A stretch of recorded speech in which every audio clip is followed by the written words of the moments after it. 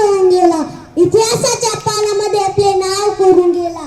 सर्वांना माझा नमस्कार. माझे नाव अवधूत जुने वरुसे. शिवजयंतीच्या सर्वांना हार्दिक शुभेच्छा. शिवाजी महाराजांचा जन्म 19 फेब्रुवारी 1630 रोजी शिवनेरी किल्ल्यावर झाला. त्यांच्या आईचे नाव जिजाबाई व वडिलांचे नाव शहाजी राजे भोसले असे होते. शिवाजी महाराजांनी वयाच्या 15 वर्षी स्वराज्य स्थापनेची प्रतिज्ञा घेतली. अवघ्या मुठभर मारण घेऊन त्यांनी या भागात शौर्य गाजवले. त्यांच्या जीवनातील अनेक प्रसंग शाळे आणतात, जसे